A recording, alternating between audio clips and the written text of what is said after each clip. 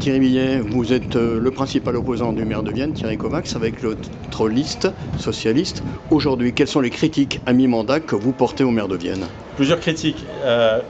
La première, c'est que aujourd'hui, la politique de la ville de Vienne, de la municipalité, ne répond pas aux besoins des Viennoises et des Viennois.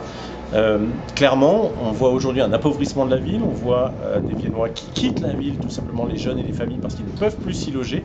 Et il y a un décalage complet entre la politique qui est affichée par la ville, par la municipalité, et les besoins qui sont identifiés en plus à travers l'analyse des besoins sociaux, à travers le plan local de l'urbanisme, à travers des besoins qui sont ceux aujourd'hui des Viennois 2023. Et puis la deuxième chose, c'est qu'aujourd'hui, la municipalité n'inscrit pas Vienne dans l'avenir. On sait aujourd'hui que la transition écologique, la transition démocratique doivent être parmi les priorités. Rien n'est fait dans ce sens-là.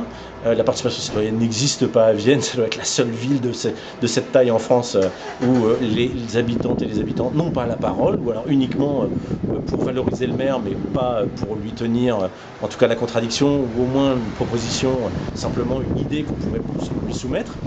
Et puis, il n'y a pas de volonté de développer le transport public, il n'y a pas de volonté de développer les modes alternatifs de déplacement, et c'est quand même un problème pour une ville de cette taille. Alors face à ça, vous avez des propositions, vous? Oui, nous, évidemment, on les développe à chaque conseil municipal, à chaque conseil d'agglo.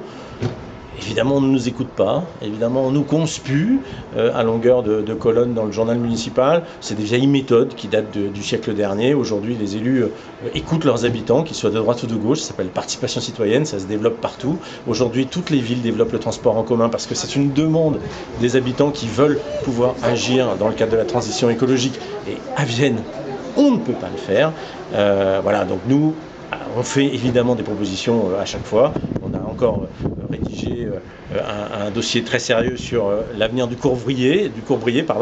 On fait des propositions et puis on continue de travailler avec nos moyens, parce qu'on n'a pas ceux du maire évidemment, nos moyens, nos militants, avec ceux qui nous soutiennent, et on continuera à le faire dans les 3 ans qui viennent.